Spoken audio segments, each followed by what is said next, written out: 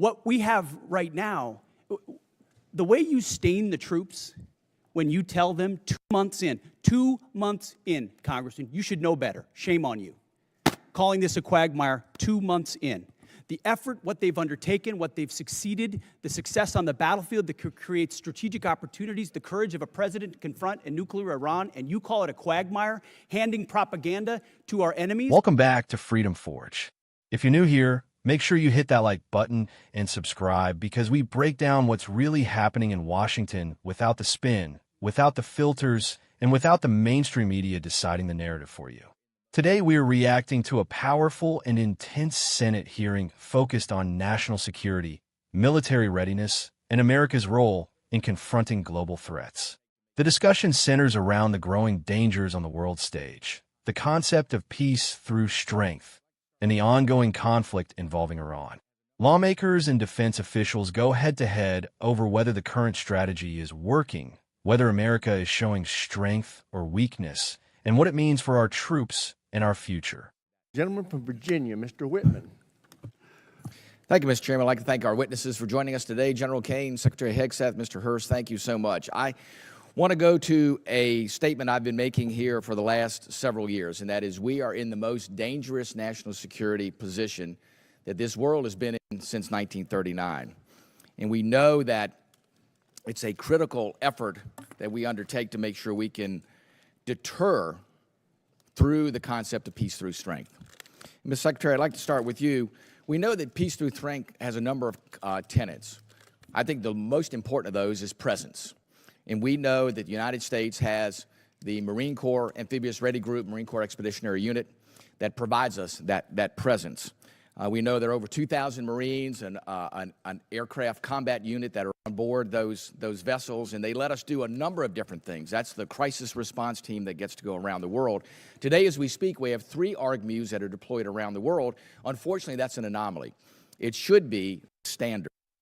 Secretary Hegseth, the President and the combatant commanders need maximum flexibility to respond in multiple places at multiple times to combat and deter these threats.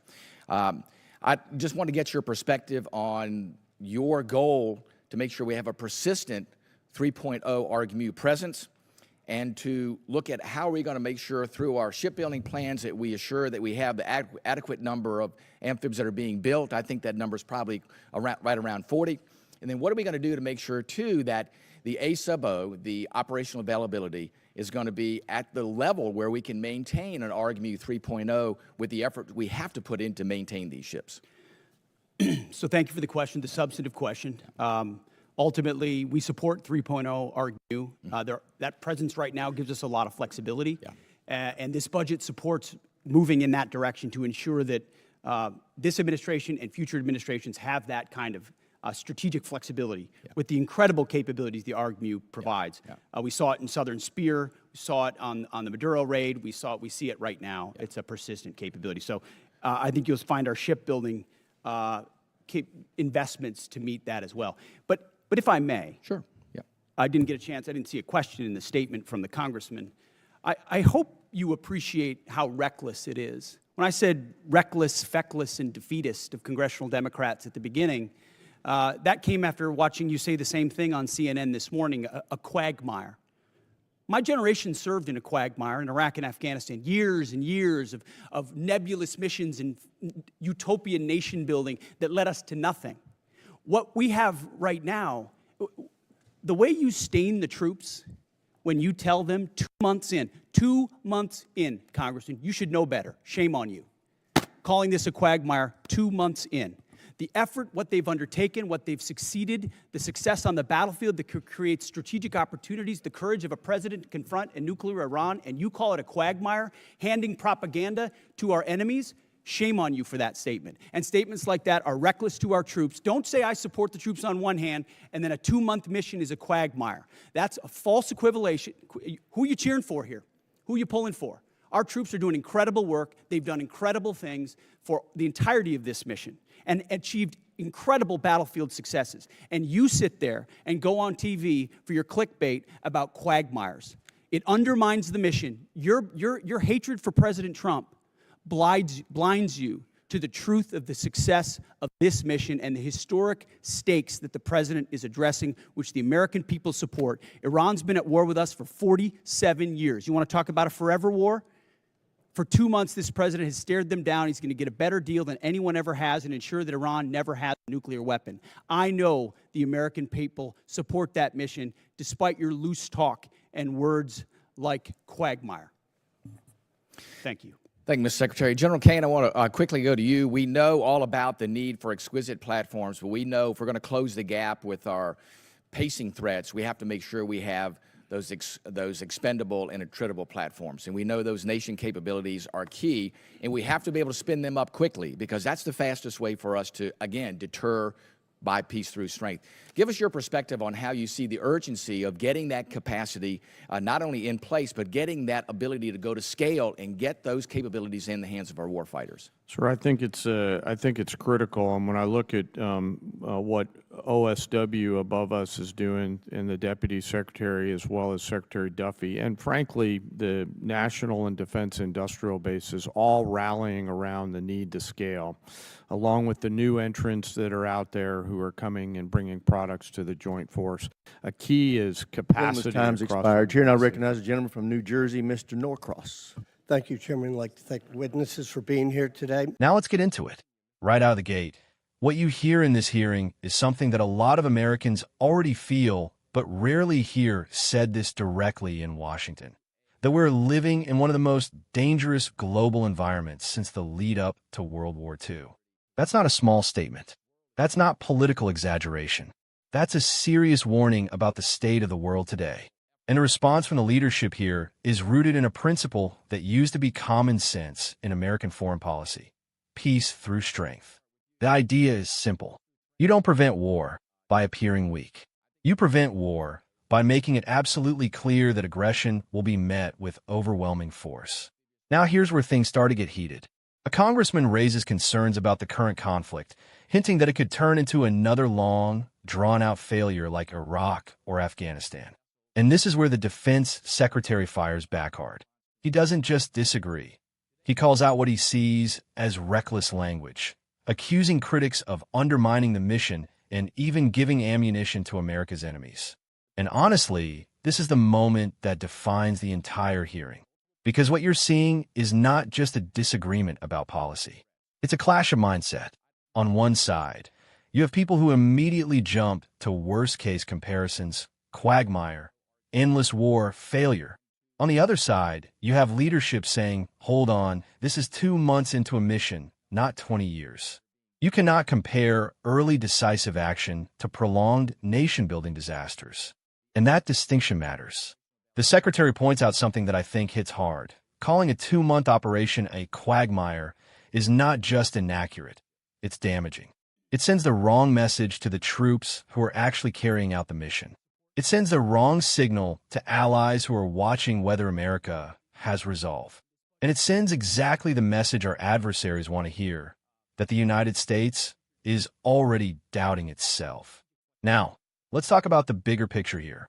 Iran has been a hostile force toward the United States for decades. This isn't new. This isn't something that just appeared overnight. And the idea that confronting the threat is somehow optional ignores the reality of what happens when hostile regimes are left unchecked. What the administration is arguing in this hearing is that this is not about starting a war. It's about ending a long-standing threat. It's about preventing Iran from ever obtaining a nuclear weapon.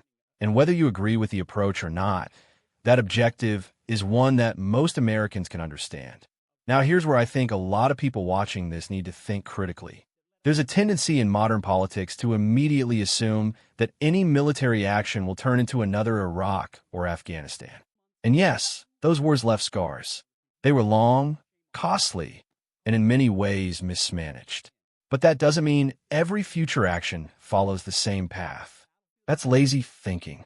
What we're seeing here is an argument for a different approach, faster, more decisive, focused on strategic outcomes rather than endless occupation. The Secretary even highlights battlefield successes and the creation of strategic opportunities early in the mission. And that's something the media rarely focuses on. Instead, the focus shifts to political narratives, to who said what on television, to who can score the most points in a hearing.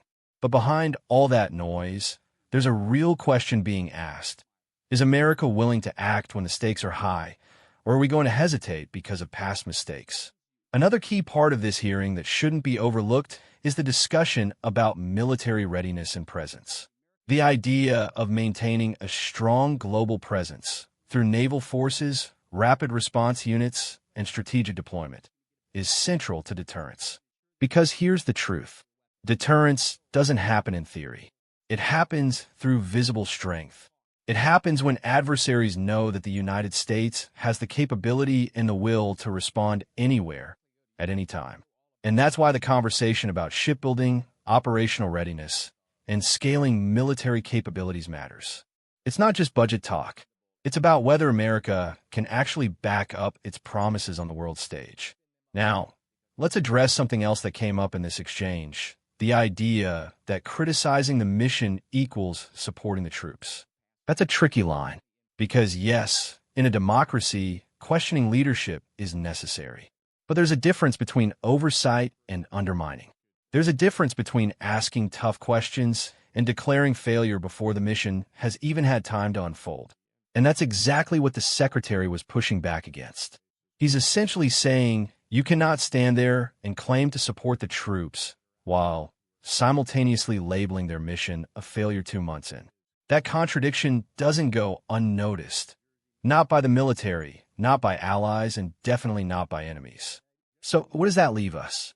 It leaves us with a clear divide in how America approaches global threats. One side prioritizes caution, often shaped by the memory of past failures. The other prioritizes strength, believing that decisive action prevents larger conflicts down the line. And the truth is, the world doesn't pause while we debate. Threats evolve, enemies adapt, and hesitation can be just as dangerous as overreach.